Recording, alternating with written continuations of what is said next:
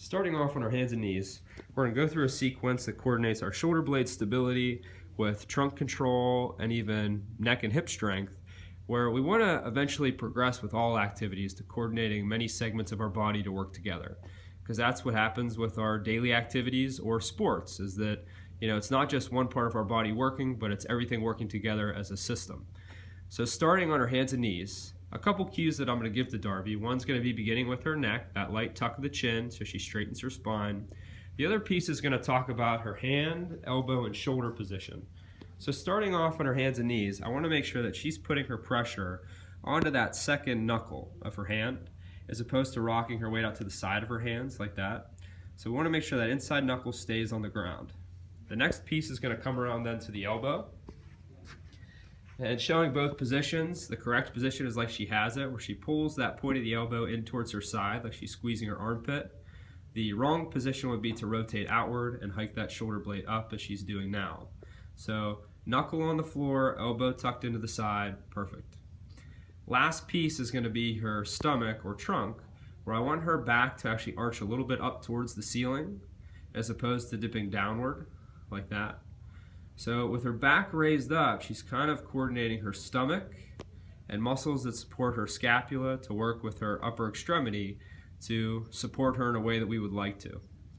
Now the next piece to this would be just to hold that position and just keep that knuckle, elbow tucked in, chin tucked, and engage your stomach for about 5 seconds, and then maybe just relax. Holding each one for 5 seconds, trying for 10 to 20 times. Now this will quickly progress to something a little more challenging. So once you feel like you have this basic foundation, and once again I emphasize this foundation is very important. If we make this more challenging too quickly and you do it wrong, that's not going to help you. So now she's going to go through those same checkpoints of hands, elbows, chin tucked, and back flat. Now she's going to lift her knees up off the floor. And those knees are going to hover there for about 5 seconds.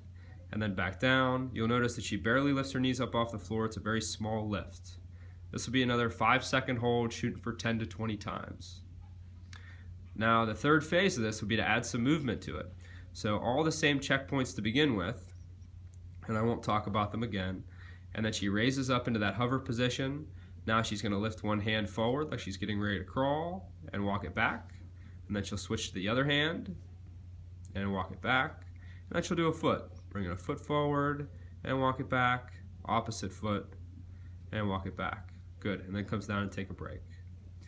And then the last step beyond that would be to actually have her do a crawling motion, or just do a crawling motion without moving across the floor, but just in place.